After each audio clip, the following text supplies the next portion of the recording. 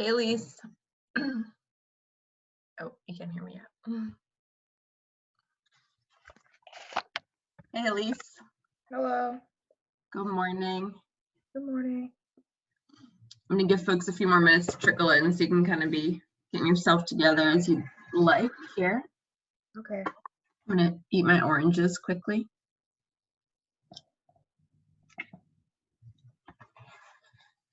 I'll mute it so you don't have to hear me eat oranges.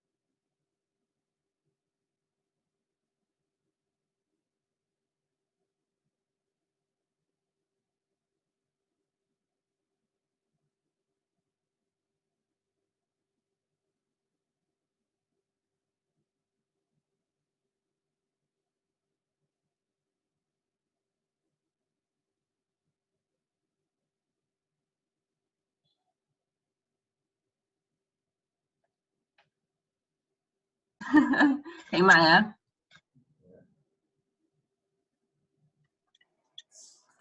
Hi. How are you doing? I'm good. How are you? I'm good also. We're just giving folks a few more minutes. We'll probably start at like 9:05, so just kind of have us here and people might trickle in a little late. Okay.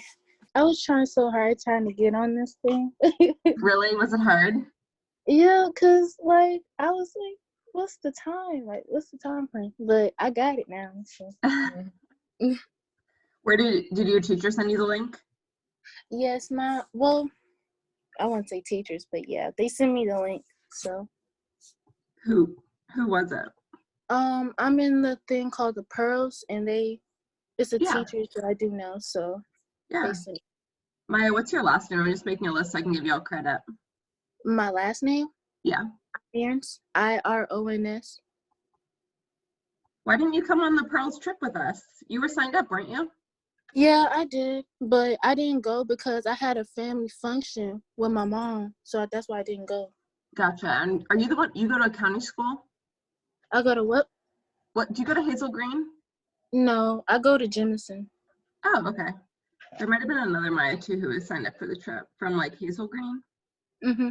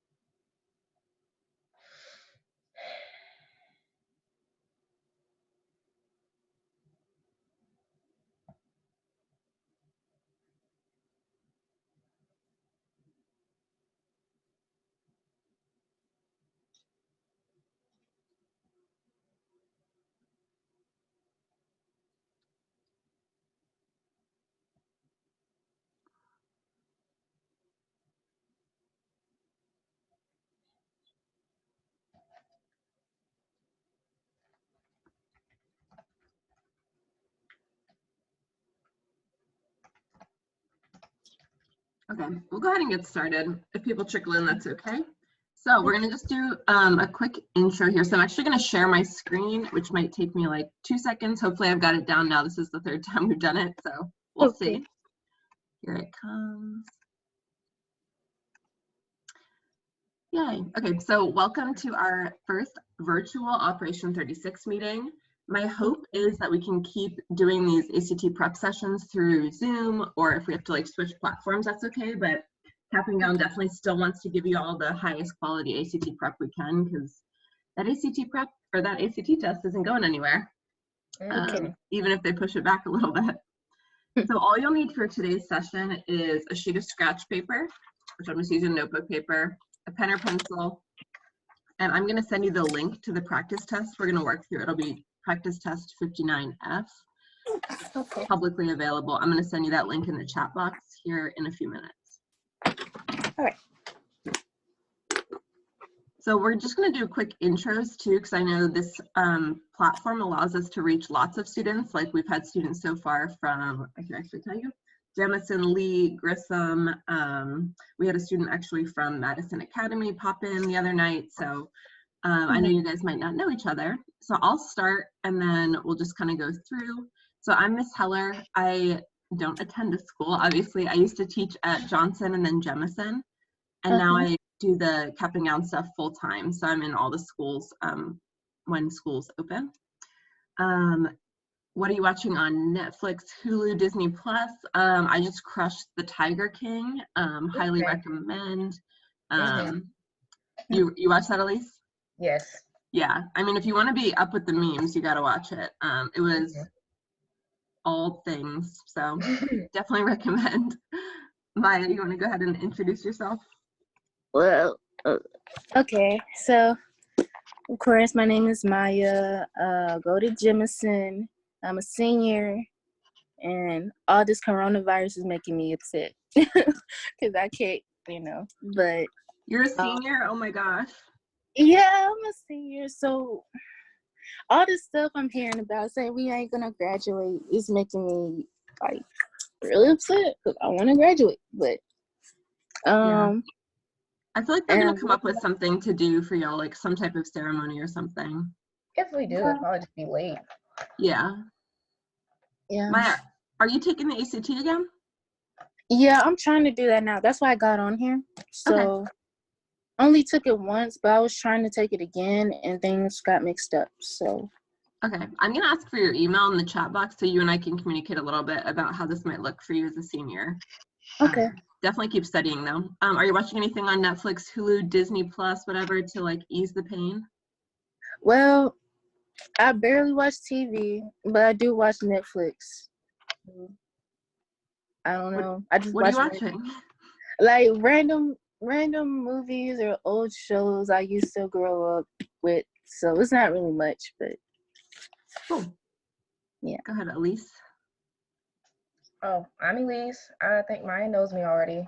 Yeah. I mean, we all kind of know each other, but it's still fun.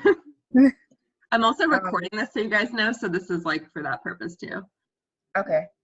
Go to Jemison, 10th grade, and I haven't really started watching anything new on Netflix. I just finished a bunch of stuff. Cool.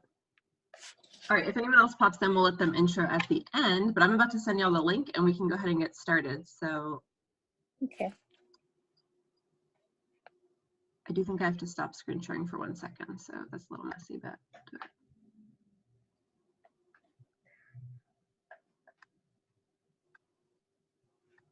Are you sad about prom too, Maya? Or are you not really like a prom gal? Well, at first I wasn't, but they're gonna cancel that too. So they're gonna cancel everything. So that's just fantastic. Yeah.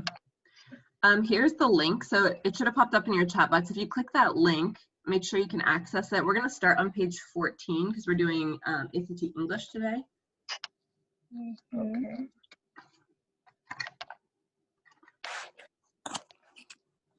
Okay. Does that work? Yes. You too, Elise? Yeah, I can get it. I'm just on my way to page 14. Okay. There we go. All right. Yeah, here we go. Cool. So you guys both actually are in a good spot, and I'm still going to just go over this again, just in case anyone's watching it later. So just a quick review for Elise and Maya, and maybe new information for someone watching. The ACT English test is the first section of the 4-part ACT test. So you get there early in the morning. ACT English is when your brain is going to be the most fresh. This is where you can collect a lot of points because you're kind of feeling good, hopefully. So I really like to focus on ACT English as a place to really collect points. You also can collect a lot of points because it's 75 questions. So that's the biggest question amount test section. So there's a little bit more wiggle room as far as like room for error.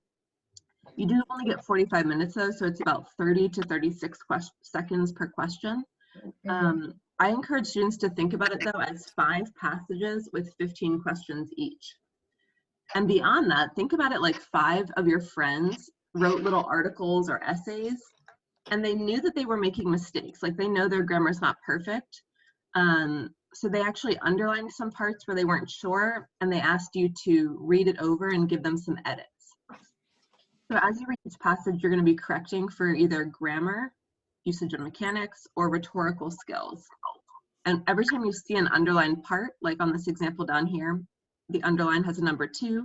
That 2 is going to correspond to some suggestions for how you might fix it. So again, pretend like your friend underlined their mistakes. They want you to help them fix it. Sometimes they probably got it right. So F, no change, or A, no change is an answer you should definitely utilize. Don't be afraid of that guy. He will be right often.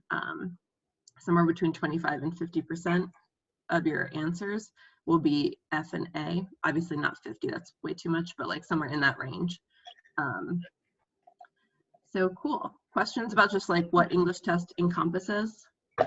Not really. No. I know Elise has done a lot of this. Maya, how about you? No, not really. I'm good. All right, cool. Let's jump in. So we're going to go passage by passage, using as close to real test time as we can. Obviously, I'm going to use my phone timer, so I can't go like nitty gritty. So we're going to take 9 minutes per passage. We're going to answer the 15 questions that go with that first passage. As you go, put a little mark or a small dot, maybe a little question mark next to the ones you're not sure about, so that we make sure we talk about those. But when the timer goes off, we'll go back and actually, I'll give you the answers, and then we'll talk question by question through the ones you got wrong about why you maybe missed it. Okay.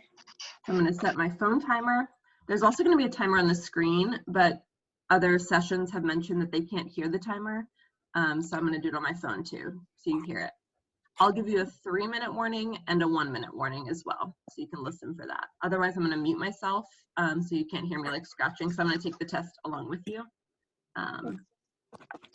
Any questions? No, ma'am. Right. No. We're going to do 1 through 15, and the timer is starting now.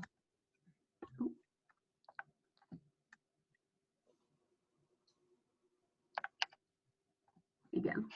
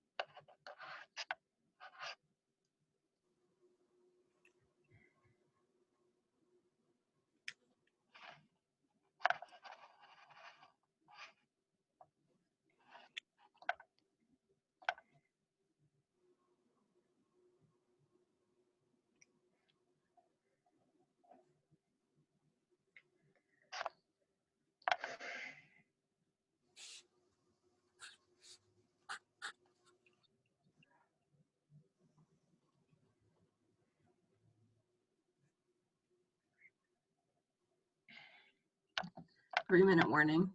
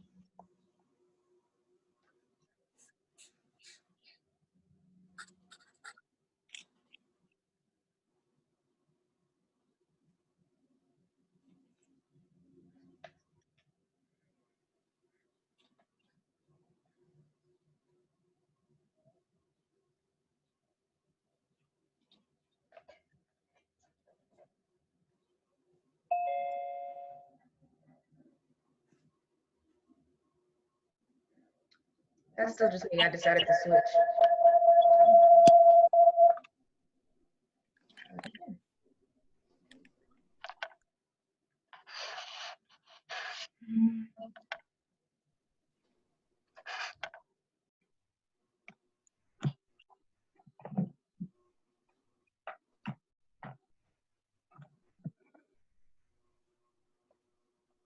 Also 1-minute warning, less than. I'm bad at the warning, sorry. I'm also taking the test.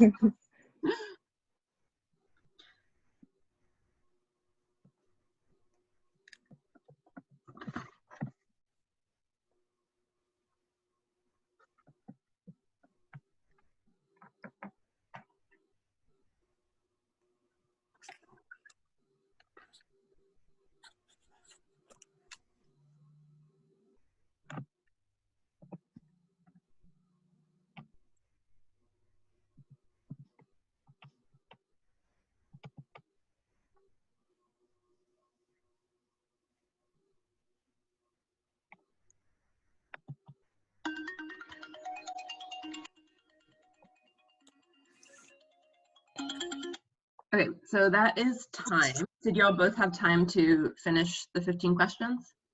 Yes. Yes. Cool. So let's take a look. So first, I'm going to give y'all a quick info. So if you're doing this via recording, stop answering at the timer.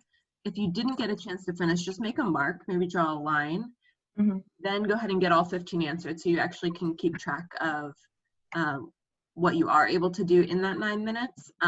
Then definitely finish the 15 before, and maybe pause this recording before you move on. So we're going to look at the answers. Before we do, just a quick note, again, ACT English is broken into 2 types of questions, what they call usage and mechanics, which are grammar, punctuation, things like subject-verb agreement, sentences as far as independent-dependent clauses connected by a comma, and then the second category is rhetorical skills. So these types of questions deal with style, organization. So the first question, for example, that you just did, question 1, was a rhetorical skills question. It's asking you to understand the meaning of the passage and then choose writing that matches with that. So just something to kind of keep in mind as we go through these practices, like which type are you maybe stronger at, which type do you need work on? And the answer keys on the actual test break it down. So for example, like I said, question 1 is a rhetorical question. So you see the little line there. Questions 2 through 5 are usage and mechanics. There's always going to be more usage and mechanics questions because they're a little bit easier to test. So I'll read the answers out loud. Just put an X by the ones you got wrong. They're also on the screen. 1B, 2F, 3B, 4G, 5B, 6J, 7A, 8G, 9C, 10H, 11D, 12G, 13A, 14H, 15C.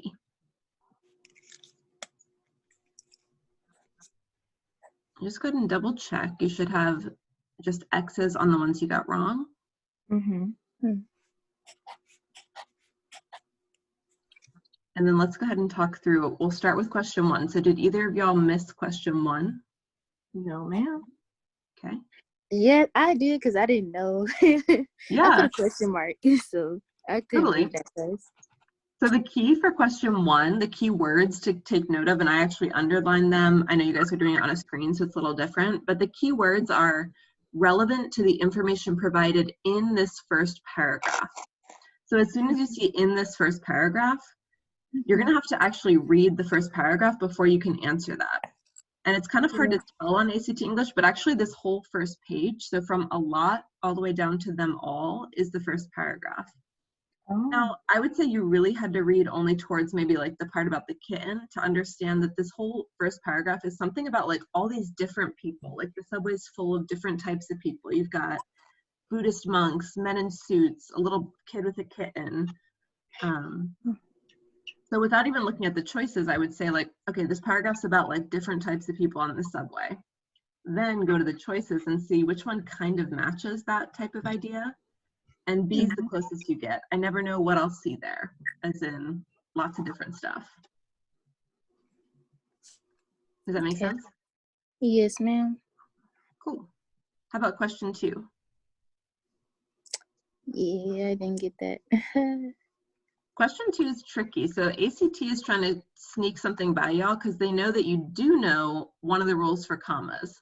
So usually you do put a comma between multiple adjectives that describe the same noun.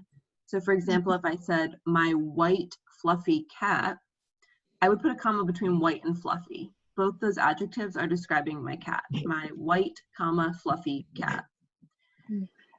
In this case though, charcoal is actually modifying the word gray. So those are both adjectives modifying the word gray. So charcoal gray is acting like a compound adjective. It's not 2 adjectives both modifying suit. So a lot of times students want to pick H because they know, oh, 2 adjectives, I put a comma between them. But in this case, you don't want to pick H. Maya, which one did you pick? I just left it B because, no, I said A. Oh, F is correct, actually. It should be no change. Really? Yeah, 1B, 2F. Yeah, so you got it right. Oh, okay. You might not have known why, though. I looked at it wrong. Oh, okay. Yeah, I had it right. Okay, never mind. Okay. Number 3, any issues? I didn't get anything from it. What do you mean? I mean, I didn't have any problems with 3. Okay, No, me either. I got it. cool. 3 should be D. 4, edit out redundant words. Oh, no, sorry, that was actually for 6. So 4, any issues with 4? I'll go back to that. Issues with 5? Oh, no, I got a problem with 4. I said A instead of G. Oh, okay, so let's take a look. 4, the sentence says, a teenager who's, and we wanted to change that to who is, who apostrophe S, who is. A teenager who is holding a shoebox containing a kitten as tiny as a ginger snap smiles. You want it to be showing that at the same time, this line of girls in frilly white communion dresses are walking by. So all this stuff is happening at the same time. So the word that you need there is as, because it's like at the same time. I was watching TV as my brother made a snack in the kitchen. You want to have a word there that shows that these two things are happening in tandem. Okay. I'm bad at looking at this. I keep looking at this wrong. I need my glasses.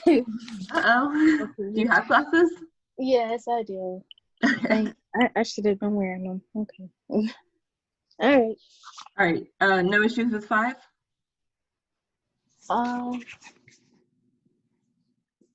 You said B for 5? Yep. I was close. I said C. I can't read. This is like being close. Maybe grab those glasses for sure, but it's B because you do need a linking word. It's too much. You've got 2 independent clauses. About 3.5 million people a day ride the subways. That's an independent clause. You can kind of draw a line there if you had it on paper. I think maybe I might possibly have met them all. That's another independent clause. So you do need something to separate it. And we know a comma with a conjunction is one way of separating 2 independent clauses. Okay. The other ways of doing that are a semicolon, a period, and in some cases just a conjunction. So maybe just the word and sometimes works, but those are kind of the main ways. Okay. How about 6? I got 6. Got them? Yes. No, I got it wrong. You got it wrong. At least I'm surprised. This is one we see a lot, and I know you've seen it, but that's okay. We always want to edit out redundant words, so multiple words or phrases that all mean the same thing.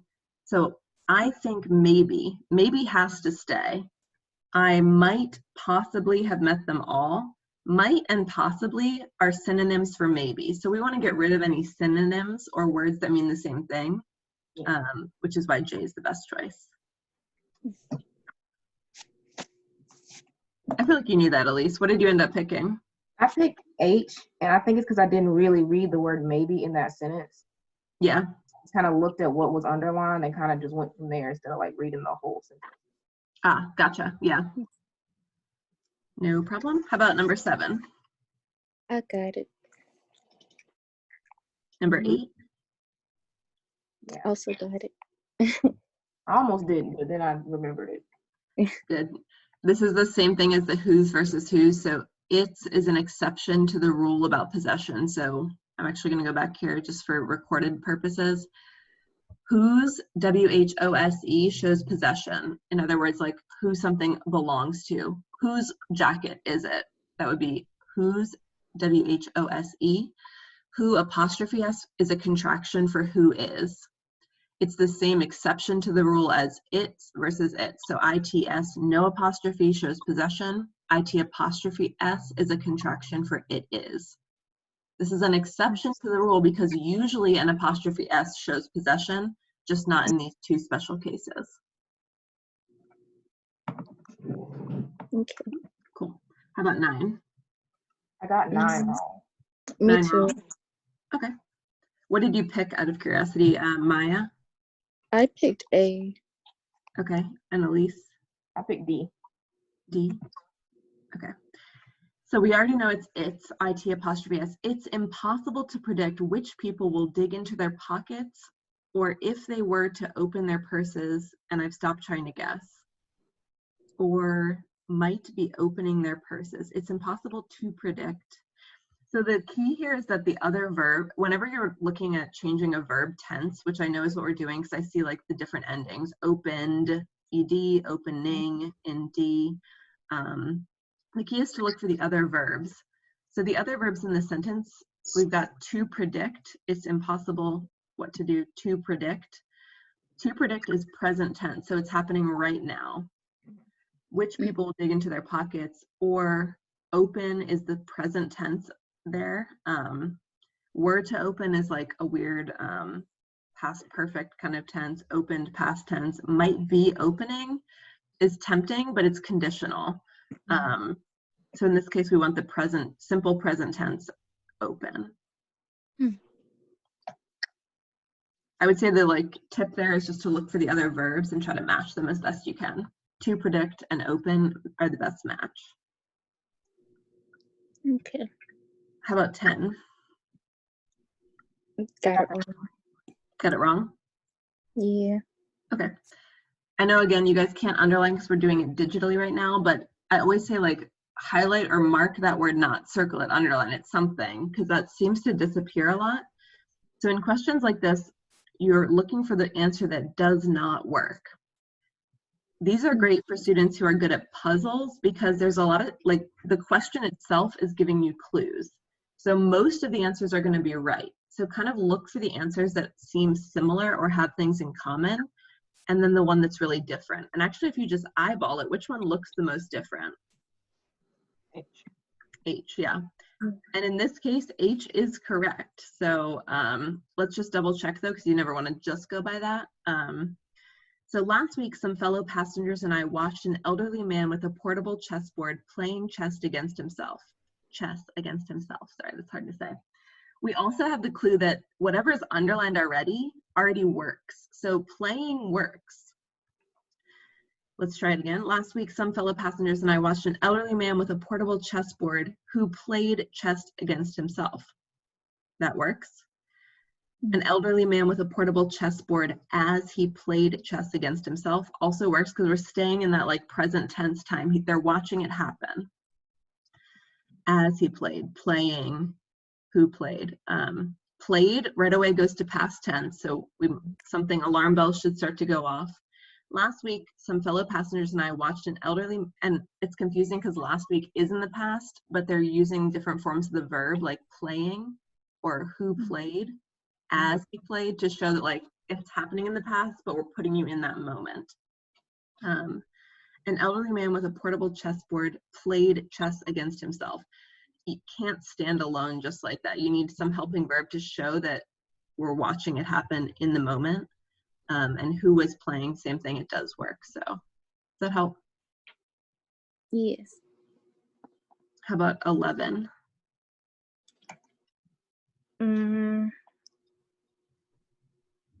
11, you said D? It's D, yep. We're just looking for a preposition. So I said across the aisle. When you're sitting across the aisle, across from is the correct preposition there. I just left the same. I said A. Across with. I couldn't read that fast anyway. Okay. How about 12? G. Yeah. Good. I got that right. 13? Got that right. Good. 14? Question mark. Question mark? Okay. Elise, how'd you do on 14? I got it right. Cool. Can you explain how you knew and why you got it, like why you picked what you picked? All right, let me reread the question. Yeah, so when I read it, I was kind of just trying to figure out what they were talking about. So like in that after 14 box, I got off at an elevated station and lifting the swindled bouquet, rushed down to my mother. And so that kind of doesn't really matter. That didn't like matter to me, but the part right above it was the strangers smiled and took pains not to crush the flowers even when the train jerked to a halt. That just seemed like H because they were just trying to be nice. And if you like compare that to every other answer, it just doesn't make any sense. Like, because she wasn't really talking about physical descriptions right there. They weren't talking about like the opening sentence of the essay, and they weren't talking about like we never learned why they got the flowers. It was kind of just like H made the most sense. Yeah. Just to be super clear, the preceding sentence is the one before. So we're looking at the sentence, like Elise said, strangers smiled and took pains not to crush the flowers, even when the train jerked to a halt. And just like she did predict in your mind, what is that sentence telling me? Oh, it's telling me they were trying to be nice. They're trying not to crush this lady's flowers. And then just look for the answer that matches what you already know to be true. And for 15, any questions? Yes. Like, the word I underlined here was economical, so it's something to do with money. And then I asked myself first, like, yes or no, was this talking about subways being cheap or expensive? In this case, it would mean cheap. Was the whole passage about subways being cheap? No.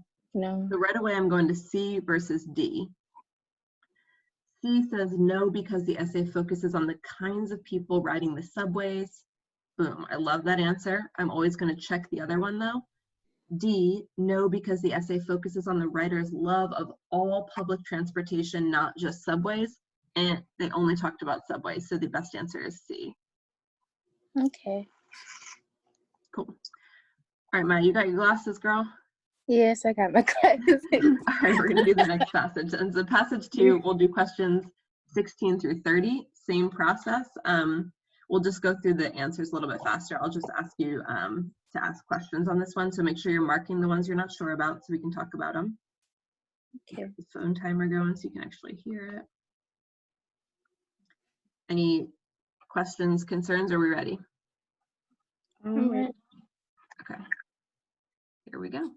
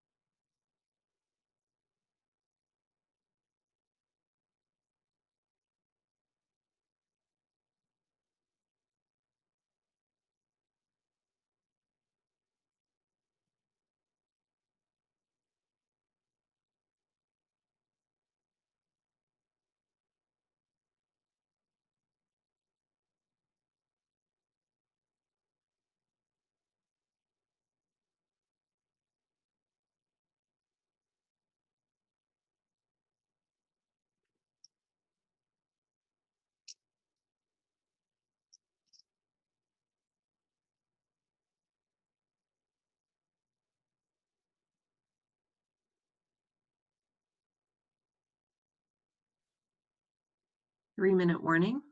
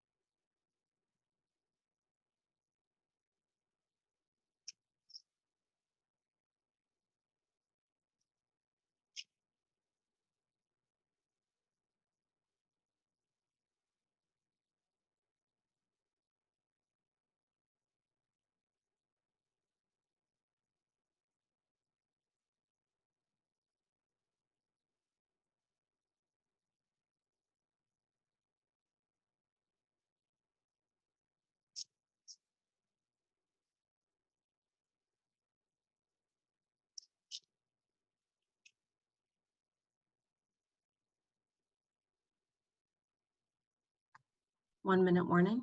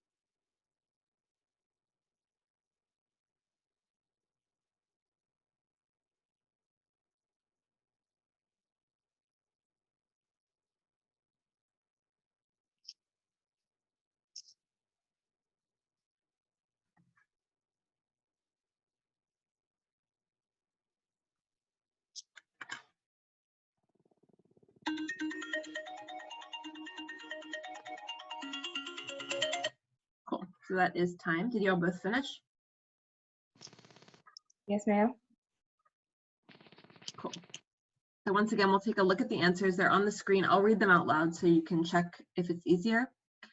16F, 17C, 18G, 19A, 20J, 21D, 22H, 23C, 24F, 25B, 26J, 27A, 28J, 29C, 30F.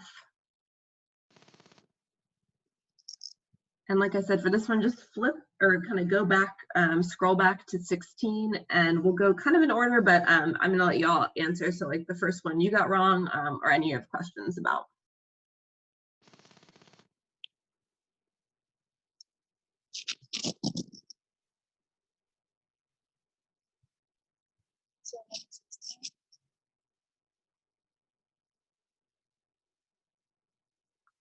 Is that you, Maya?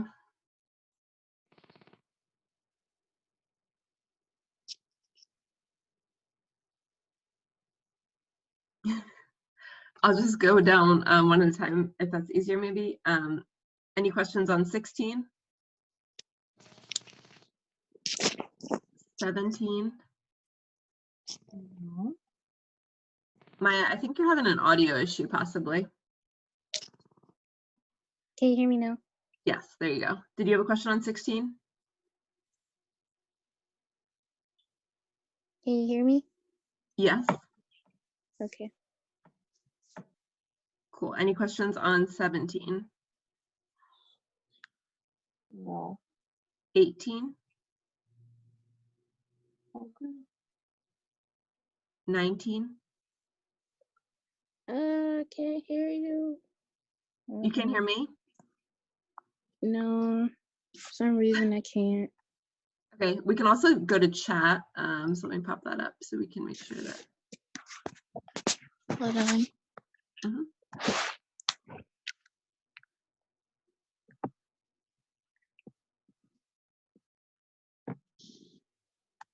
Can you hear me now? I can hear you, Maya. Okay, now I can hear you. Okay, Cool. much better. Elise, are you all good on audio? Yes, ma'am. Okay. Did you have any questions 16 through 19?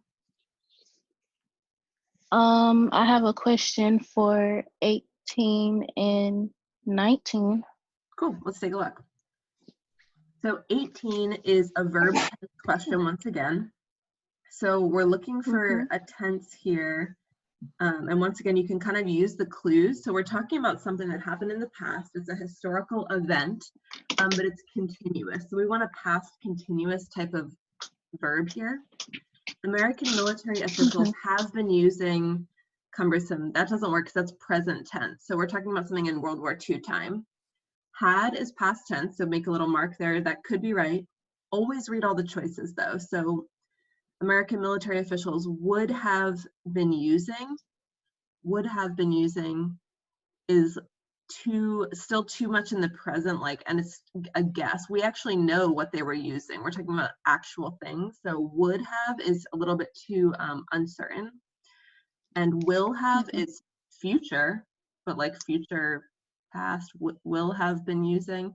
That's like future conditional. So the only one that really is showing us that past tense verb we want is G, had. This is what they had been doing.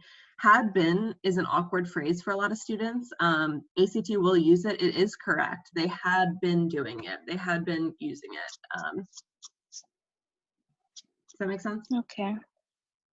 19 Yes, is really just a vocab question. This is where you can really like gain points by flexing and studying those ACT vocab lists. There's a couple posted on the CAP&GOWN website.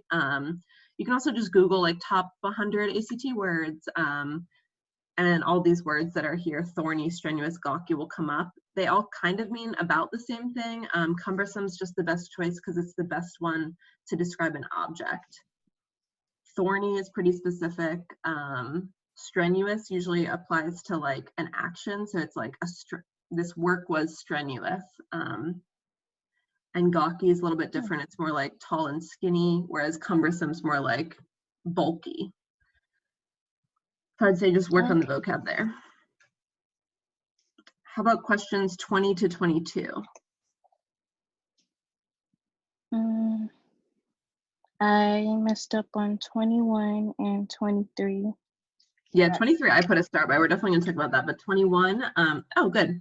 So 21 is inviting you to add a transition word, such as nevertheless, similarly, or still. Transition words typically are gonna happen at the beginning of a paragraph.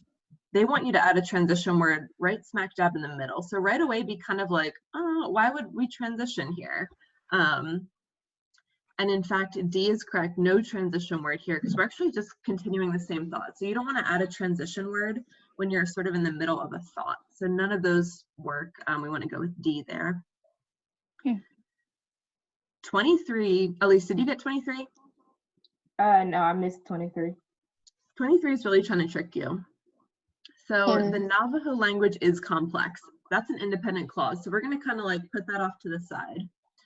With a structure and sounds, A, so imaginary circle the word A. So a structure and sounds. They're trying to throw you off with that S at the end of sounds to make you think like, wait, is this plural or singular? A structure and sounds that make it. So we're treating structure and sounds as a collective noun altogether. So think about, we've talked about collective nouns. I remember, I think at Jemison one time, Maya, I don't think you were there, at least you might have been, with the noun families. because it could be multiple families, but family is also like collective on its own. So a structure and sound that make it. So we're using the plural verb make because we have that S ending on sounds, but the pronoun here is referring to the Navajo language. So the structure and sounds make, that's where the verb goes to, but the pronoun is actually referring to the Navajo language. So that's an it. Okay. Does that make sense? Yes, I was close. I had B for. You had B? Yes, I would actually, ma'am. okay, so you knew it was an it. That's good, yeah. Elise, which one did you pick out of curiosity? I picked D. Yeah, to me, D was actually the next best choice in my mind. I was tempted by D because I was thinking that them was referring to structure and sounds. Cool. Questions 24 through 26. I messed up on 25 and 26. 25 is another one where it's asking which one would not be acceptable. And this one has a good clue. So semicolons and periods do the same job. So right away at a glance, if you have A and C, so a semicolon and a period, one can't be right if the other isn't. So it can't be A and C. So right away, those are off the table. So either B or D is the one that's wrong. Which one would not be acceptable? So it's either B or D. And then again, use the clue of like the underlined part. So outside Navajo communities, such exposure is rare, which greatly contributed to the Navajo Code's success. We know that we have two independent clauses because we have that semicolon and period option. The one that doesn't work, you can't have two independent clauses with no punctuation, no conjunction, which is why B is the one that doesn't work. You need something to help split those two independent clauses up into two complete thoughts where you can actually like give your brain a moment to pause and breathe. So we need some type of punctuation, which is why D still would work.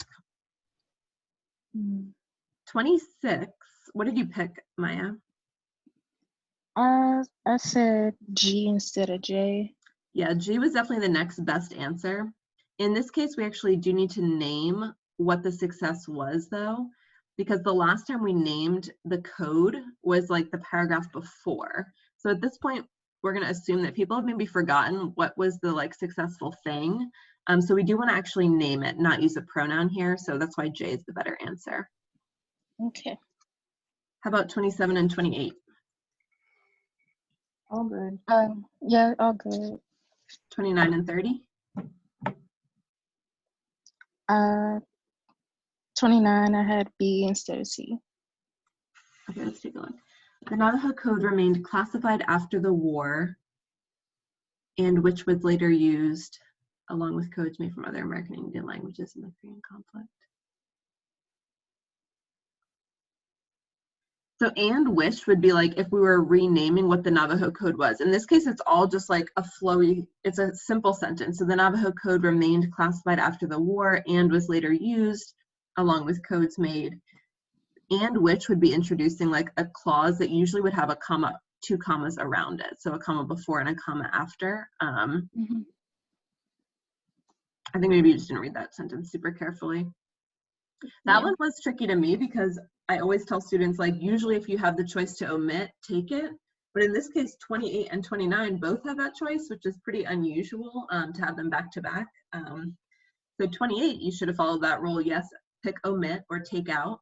But 29 should have made you be like, ooh, this is an exception to that rule because we don't pick omit twice in a row, most likely. They were trying to be tricky there. Cool. Any other questions? No, ma'am.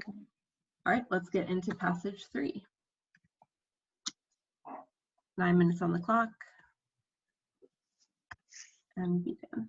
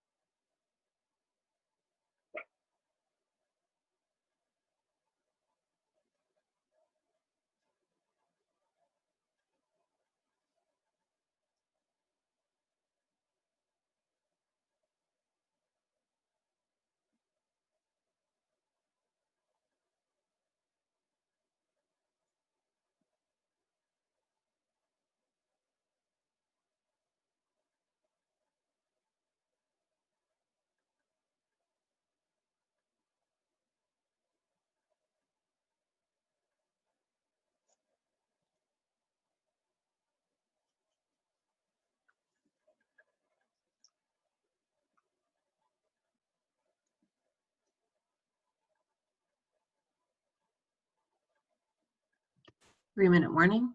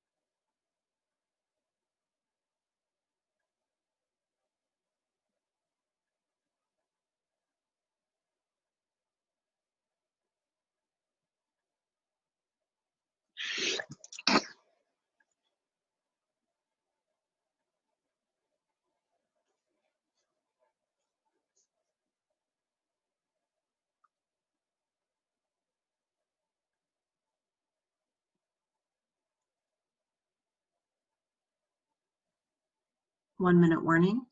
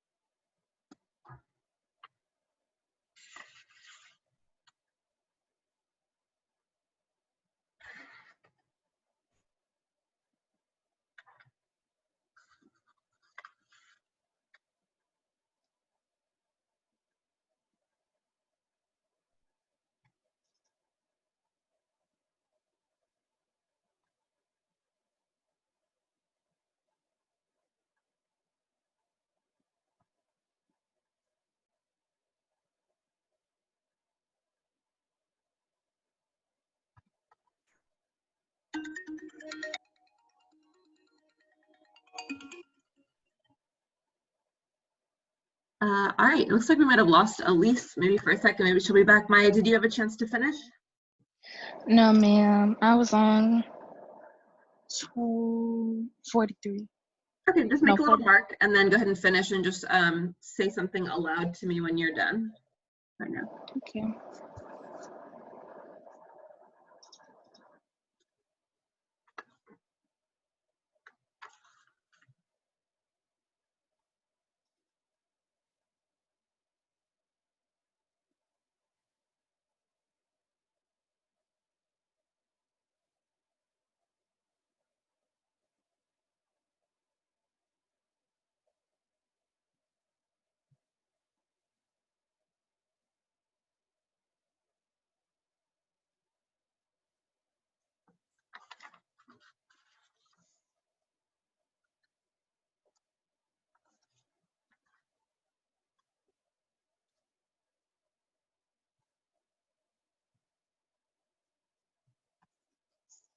Hey, Elise, did we lose you? No. Okay, I'm still here. Are you talking about Elise? Oh yeah, I said Elise is back. Yeah, I don't know. My computer just like kicked me out, and then it kept saying that the whole thing was blocked, and it just wouldn't let me back in. So I just had to switch back to my phone. Oh, well, we're glad you're back. Maya's just finishing up. She didn't quite get a chance to finish within the timer. Were you already done with that section?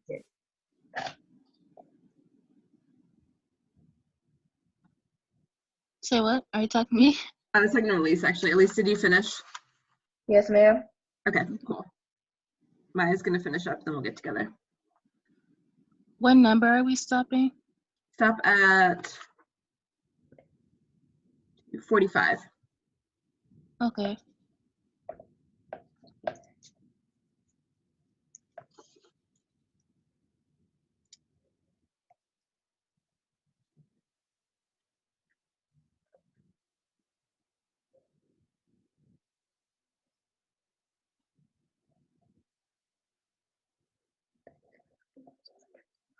And So, okay, I'm done. okay, cool. I'm gonna put the answers up. I'll read them aloud if it's easier. 31D, 32F, 33B, 34J, 35C, 36H, 37A, 38J, 39D, 40G, 41C, 42F, 43D, 44F, 45D. And those are also on your screen if for some reason you didn't get any of that. Just mark the ones you got wrong, and then we'll start from the first page, so 31 through 34. Any questions on those?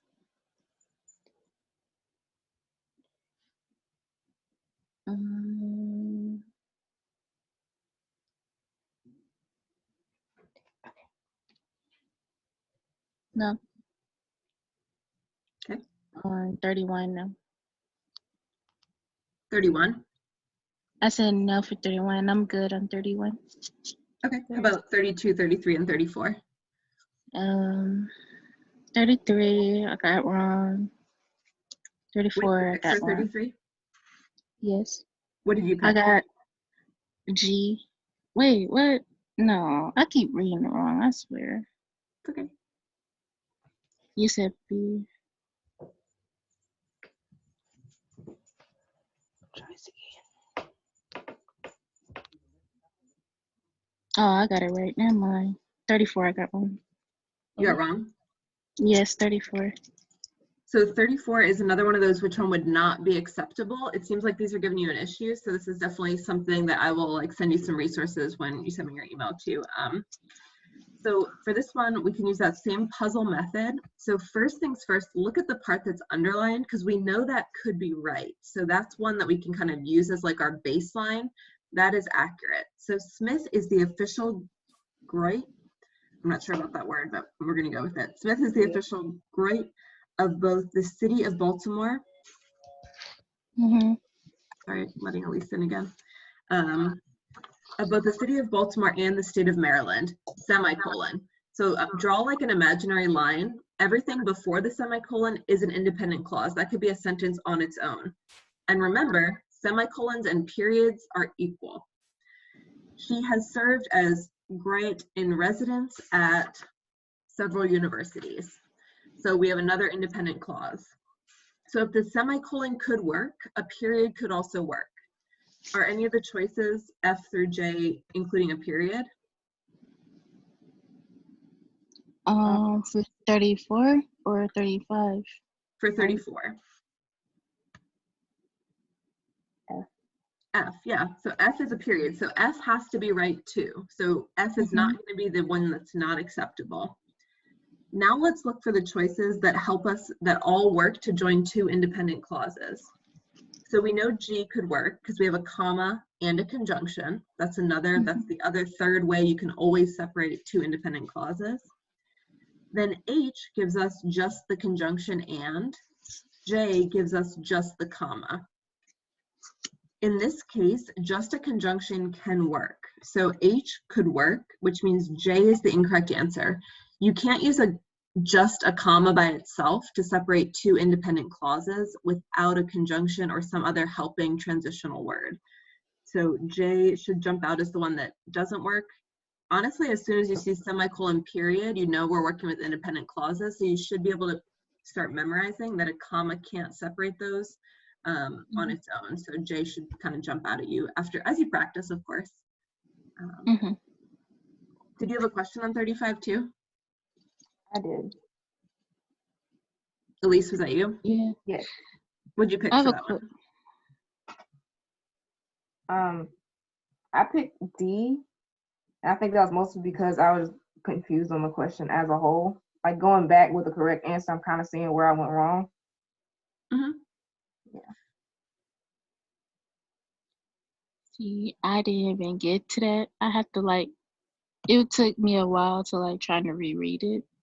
Yeah, that one's kind of hard because it also has the flippy page thing, which I think is an added challenge a little bit. But we do need the phrase at several universities because the term Griot in residence, you'd be wondering, if you didn't have any information, you'd be wondering like residence where? Like where does she, in residence implies that she's like living somewhere or working somewhere full time. And we would want to know like where is it? So at several universities. How about 36 through 38?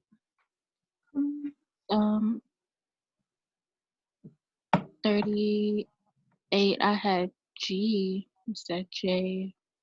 Okay, so that's one that should kind of set off a little bit of an alarm bell because we want to always be able to at least get between yes and no. At this point, the writer is considering adding the following true statement.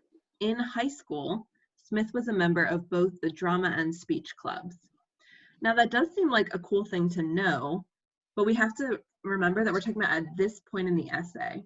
At this point, we've already heard about her being an adult for a while, doing like theater stuff. So it just feels awkward to kind of go back in time to her high school years at this point, which is why you should right away hopefully get it to a no. And then you just want to read the choices for no. So no, because it contradicts the point. It doesn't contradict anything. We know she's into theater. J, no, because it distracts the reader from the main focus and does not logically fit at this point is the key there, because we're not jumping around in time. How about 39 through 41? I got 41 wrong. Okay. I got 39 wrong. 39? Elise, did you get 39 right? Yes. Can you explain it? If I can find it again, hold on. Yeah, so I just kind of remember that grammar rule where like commas go after names. Yeah. And I didn't, in my head, it didn't, sometimes they used to put like a comma at the beginning and the end, but they didn't give you a choice for that. So I just kind of went with the one that was the comma after the name. They actually did, Elise. So notice that we put the comma after the name. What this is called is an appositive phrase. So the words after the name, so you got a comma, Alex Haley, comma. All the words after that comma, after the name, are retelling us who is Alex Haley, who had gathered essential material critical to writing his best-selling novel Roots from a Griot in Gambia, comma. Everything in between those two commas is telling us who Alex Haley is. Because I picked C, because like I felt like it was like taking a pause but also a full sentence at the same time. But I don't know why. Look at everything before the semicolon. It would say Smith realized the extent of her gift when her friend Alex Haley. That's not a complete sentence because we're left with when her friend did what? When her friend Alex Haley, we don't have a verb. Oh, okay. So that can't be an independent clause. That's okay. That's just practice. But Elise, you were right. You just had it, sometimes you do see it with the comma before and after the name, but more often you'll see it before, like after the name, and then again after the rest of the words that describe that person. Does that make sense? Yes, ma'am. Okay, cool. And then 41, it was honestly, I feel like just looking at those tiny little, like, because you have to have the punctuation and the quotations, right? What did you pick for 41? I picked B. Me too. Ah, okay, so that's actually an easy fix then. You have to have punctuation inside of the quotation marks here. Okay. Began to refer to her as my American Griot. So it has to either be C or D because you do need the punctuation inside. Because you're introducing another independent clause. This was a revelation to Smith.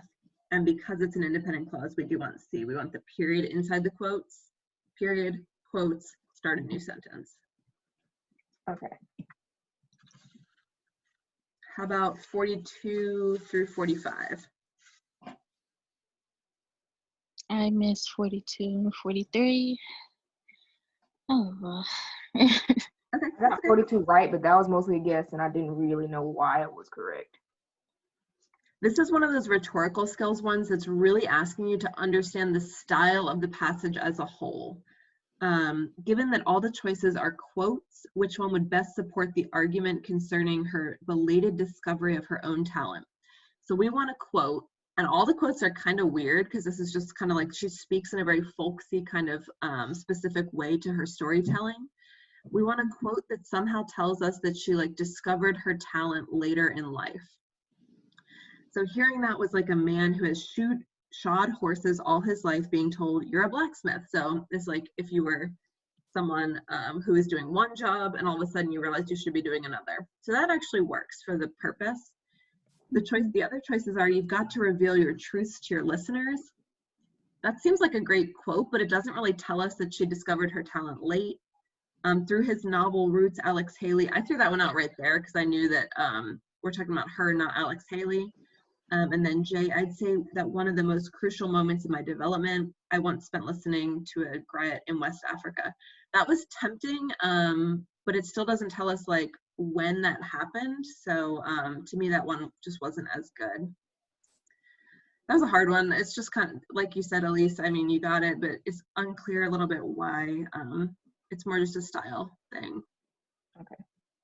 43, Maya, I would say again, 9 times out of 10, if it gives you the choice to omit or get rid of something, that's almost always the right answer, unless you have one of those where they like give you the choice twice in a row. That's where you want to start to actually look, but we want to get rid of consecutively because for 12 hours, it means the same thing. So again, if you have 2 words or phrases that are saying the same thing, so consecutively, meaning hour after hour, and then you actually name for 12 hours, you don't need to say both because they mean the same thing.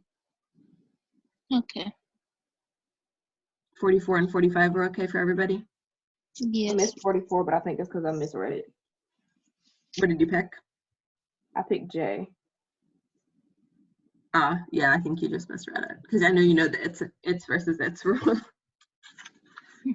It is unlikely. IT apostrophe S. Cool. We'll do one more, and then if y'all need to jump off, totally understand. But I'm actually going to do all of it, so you're welcome to like continue through the whole test. We've got 2 more left, so about 20 to 24 minutes more of work. Again, I totally understand if you can't stick around, but we're going to do passage 4 at least, if you guys are both able. Okay. Cool. So timer is going. Again.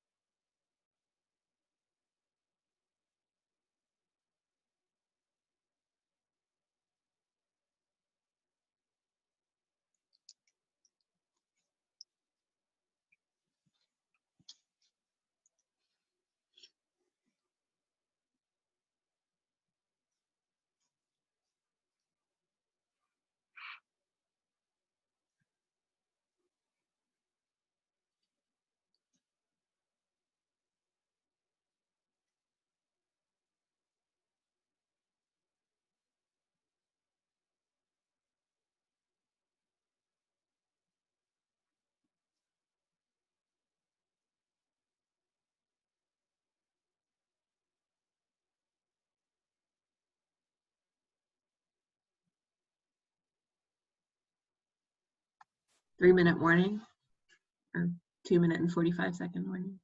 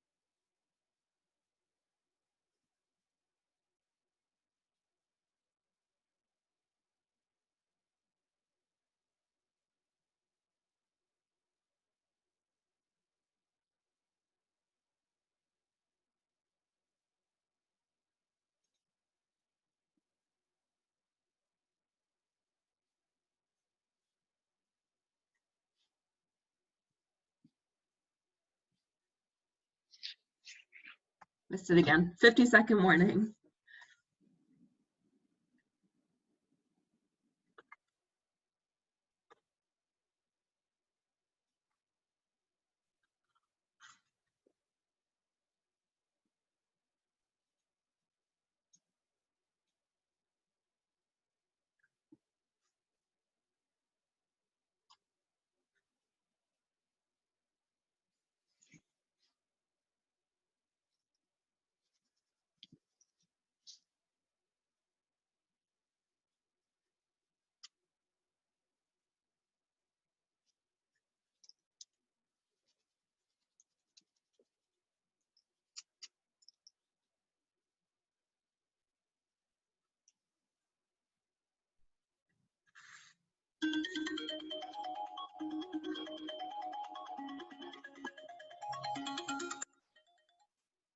Cool.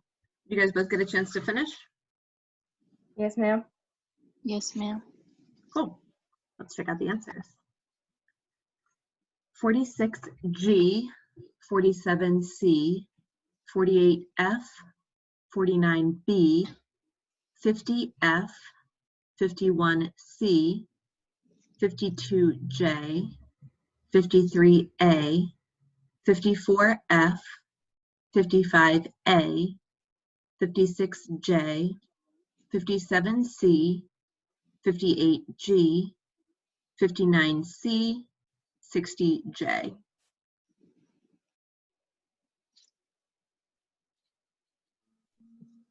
Cool. So let's start with 46. So I'm just going to kind of go page by page. I think it's a little easier. So 46, any issues on 46? No. Wait, you said 46 is what? G.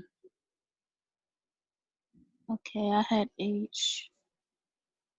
Joe is 7, living in those 2 or 3 years when he can manage to throw a baseball. It sounds right until you keep reading, right? When he can manage to throw a baseball a few feet, but what they're really interested in. So we need to broaden it from just him. Yes, we're talking about Joe, but we're really talking about all children. So that's why you do need to name them here, children, so that the next pronoun there is going to make sense when we get there. So for that one, you did have to keep reading, at least to the end of the page to get what they were trying to say there.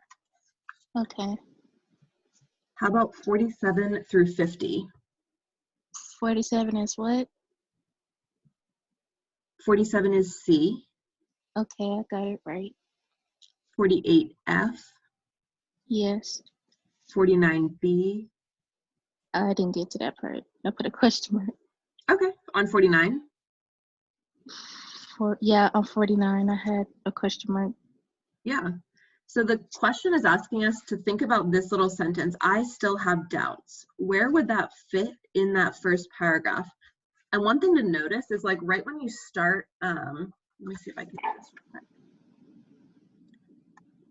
Because I was going to put A, but then I was like, no, I'm just going to. Totally. Let's take a look. As soon as you start to see these little numbers, like 1, 2, do you see those numbers in brackets? As soon as you see those, you know they're going to ask you at some point to like put something or take something away from those that paragraph or that section. So I actually usually make like almost like a little circle when I start to see those, like, ooh, I know that we're going to come back to these somehow, and just kind of start to notice. And then when they come up, so, ooh, no, clear. Awkward. Back to a mouse. Okay. Then once it comes, you're kind of ready for it. So I still have doubts. Where would we put that? So it's asking us after a specific sentence. So I still have doubts. So let's read. Our son has started playing organized t-ball, a beginner's version of baseball. Organized is what parents call it anyway. This is where he's starting to, those quote marks are telling us like he doesn't think it's organized. So that's why it best goes after sentence 2. I still have my doubts. Then we get into this little story about Joe and like how children can't really play baseball yet. So that's why it's B after sentence 2. Okay. How about 50 through 53? Any questions there? 50, I had 51, I had C. 52, I didn't put anything. I put a question mark. Okay. Yeah, this one's a style question again. Elise, did you get 52 correct? Yes, ma'am. How did you go about answering that one? Let's see, 52. Which is the right. So I kind of just took it out and then reread it and then figured out like what was missing, and then went back and looked at it and figured out like what it was describing. I kind of just put those two together. And when you look at it, it's like children repeatedly fail to hit the ball, and a lot of them do. That kind of implies that it's hard for them to do that. And then I went and looked for the answer choice that described that idea. Yep, perfect way to do it. So what is it trying to say by saying these words like repeatedly, and they are fit, like they literally can't even, it's like, oh my gosh, they can't even hit a ball that's standing still. It's really hard for these kids. And then just read for the one that matches. So before you even look at the choices, get your own answer, because your brain, you're going to know the answer, and then you're just matching your answer to the choice that's most like your answer. Did you say 53 as well, Maya? 53, I had A. That's correct. Good. Yeah. How about 54 through 58? All of them are right. Great. Thanks. Elise, you too? Yes, ma'am. Cool. And 59 and 60, how'd we do? I got them. Nothing else question raised because I ran out of time. Oh, okay. Gotcha. Do you want to go ahead and try? Let's answer them live a little bit. So 59. Meanwhile, the runners continue to score. They score, that is, if they were not to be distracted by the grown-ups or the butterflies. Right away, we know this is like off, right? If they were not to be, we're in present tense, like they score, that is, if something's happening like in this moment, right? So if they would not have been, if they're not, or if they're not to be. Which one keeps us in that simple present tense, Maya?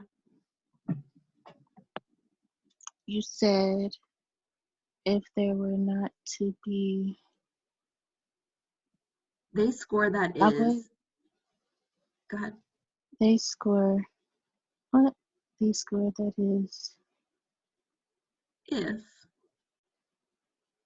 Go ahead and take out in your mind, you can remove that is kind of like almost Let's just quickly, nope.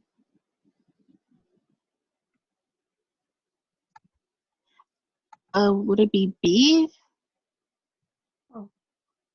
They would not have been distracted by grown-ups.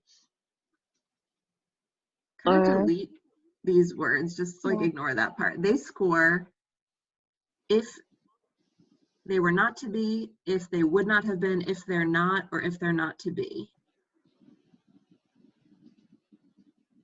If they're not to be. It's actually C, they're not, if they're not. So you can kind of ignore all of this extra stuff. Yeah, They score, go ahead. I was mostly just staring at B and C the whole time. I don't know if it's just me, but I just like to reread or repeat myself, if that makes sense. I would say, yeah, maybe you're second guessing yourself a little bit, but the key here is they're trying to distract you with all this extra stylistic stuff. The sentence in its simplest form is they score if they are not distracted by the grown-ups. That could be like the simplest way to say that sentence.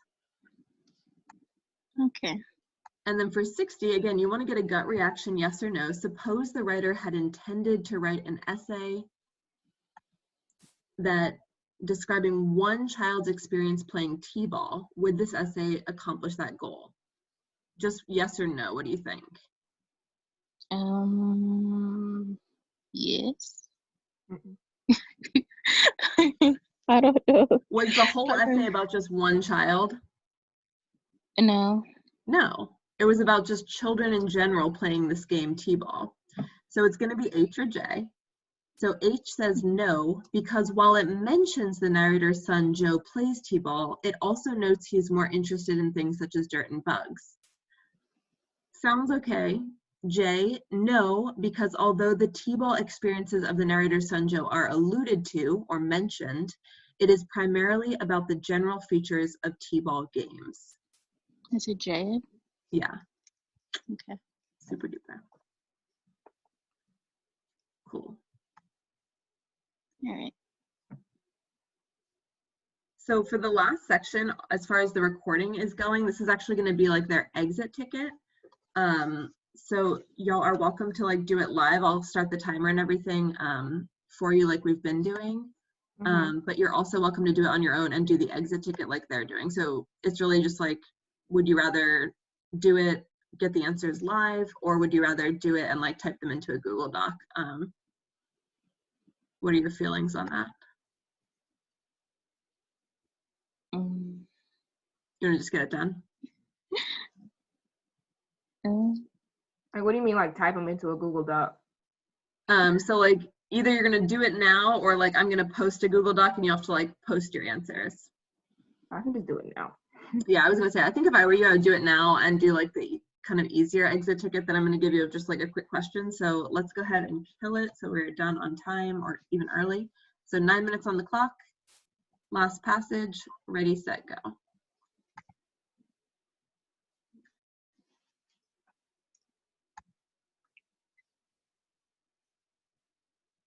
There you go, 9 minutes.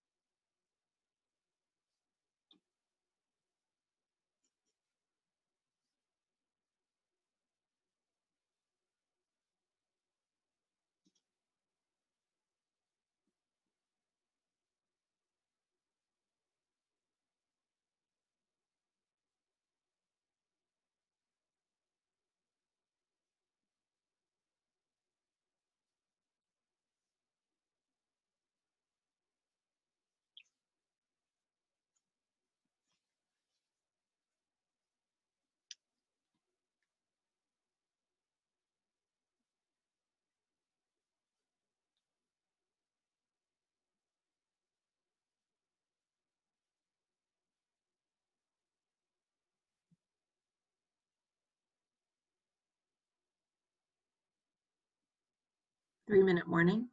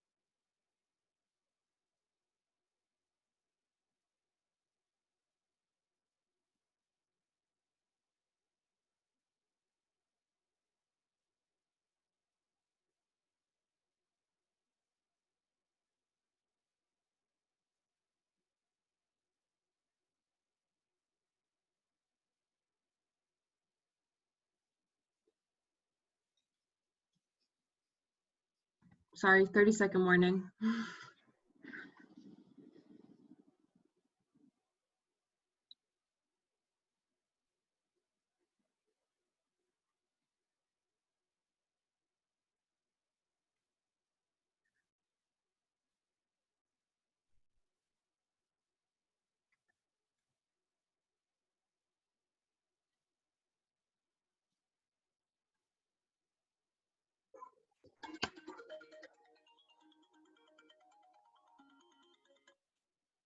Did y'all finish? Yes, ma'am. Okay, so just to go back a little bit, so for those of you who are doing it via recording, scratch what I said before. So this will now be recorded, so you'll actually have it. So you will have an exit ticket if you're doing it via recording, which will be posted along with the video. So those will just be 5 questions that are similar to ones that we've gone over in this video, just to make sure that you followed along and make sure you're getting it. If not, we'll go back in future lessons and reteach. So here come the answers to 61 through 75. 61A, 62G, 63C, 64G, 65A, 66H, 67D, 68H, 69B, 70F, 71A, 72J, 73B, 74G, 75C.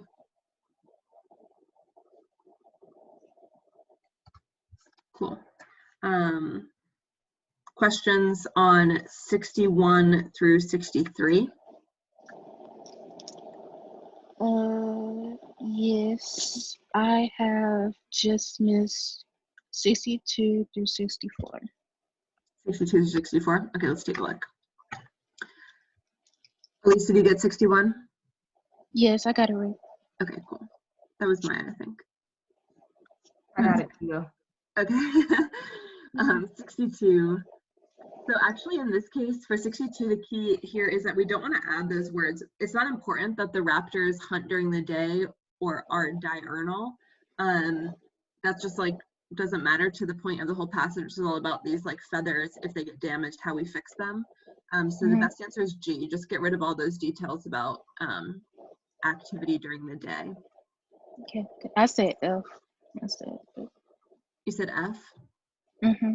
Yeah, F is correct grammatically. This is just one of those questions that's about rhetoric, so we don't want to actually include details that aren't important to the main focus of the passage.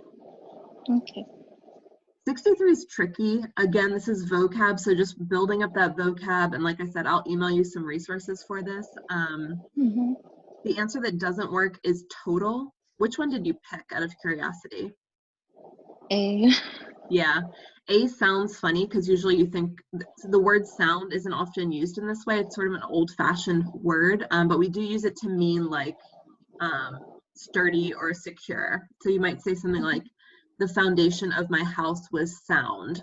It's sort of like something you might hear at church, right? Like it's very firm, it's secure. Yeah. Did you say 64 too? Yes, ma'am.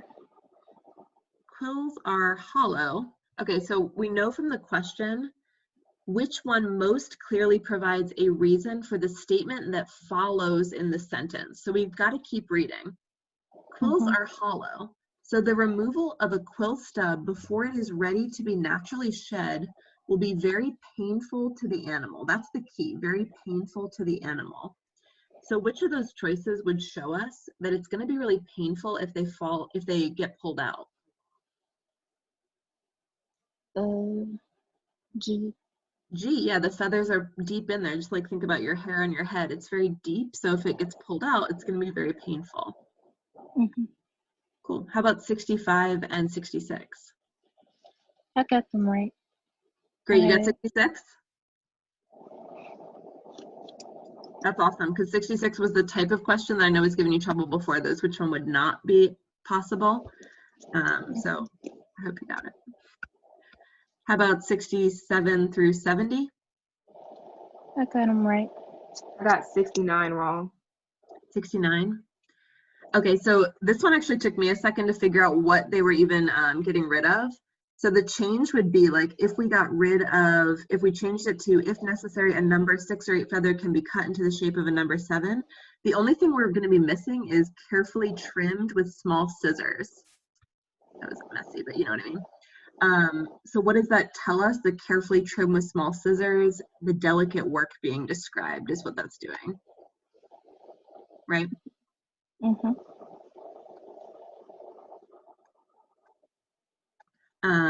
How about 71, 72?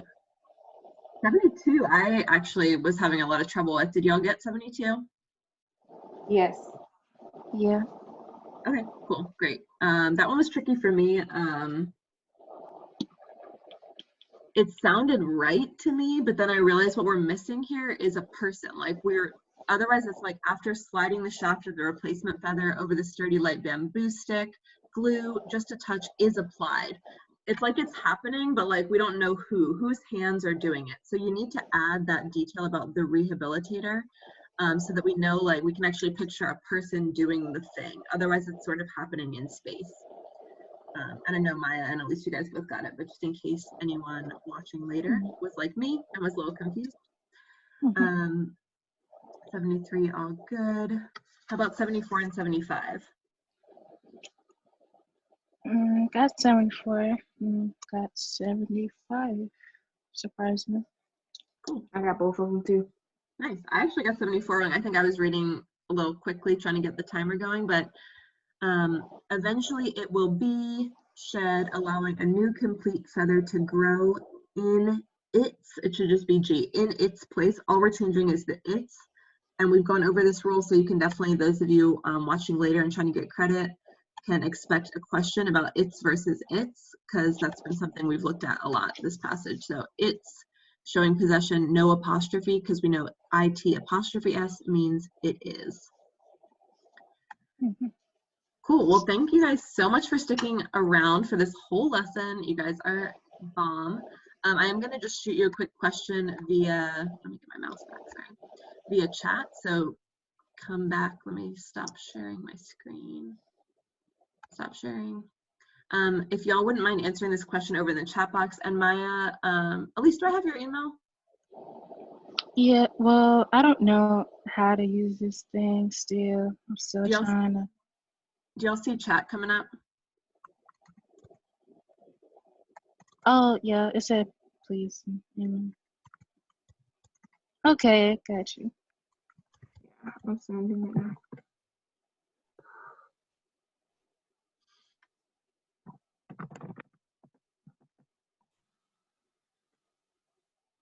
Actually, go on. Okay.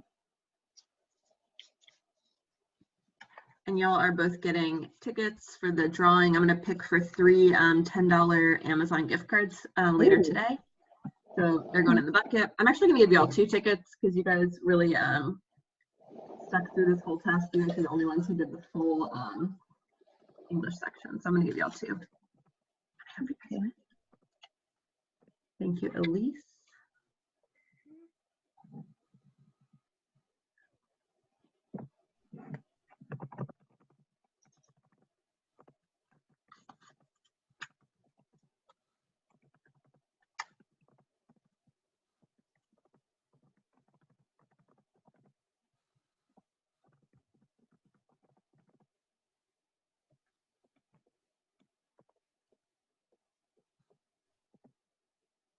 Okay. Is that the end? Can you see in the chat, Maya, just the question? Was this helpful? Why or why not? And then that's the end, yes. And you can actually say it out loud if you want, if that's easier. Was this helpful? Why or why not? Yeah, I'm gonna say it out loud. Yes, it was helpful because I needed this for 1. 2, that's giving me a whole lot of sight that I need to work on more and have more like time to think about, go over something I haven't learned or forgotten. So Yeah, totally. Elise, did you want to answer it out loud too? Yeah. It kind of just helped me like answer some questions that I didn't know I had about the English section. Like I was already pretty strong in it, so I just wanted to, you know, cover my bases, and that kind of helped me figure out what I did actually need to work on and what I didn't to, you know, study smart. Yeah, totally. You've done a lot, I know, too, so I'm glad that this helped you as well. Awesome. Well, thank you guys so much. Like I said, watch out for the Instagram for our drawing later. I'll also email you if you guys win and you don't happen to be watching, so no worries there. Got your emails. Cool. See you. Have a great weekend. Enjoy your spring break, and I'll see y'all on like the following Monday. okay. Thank you. Bye.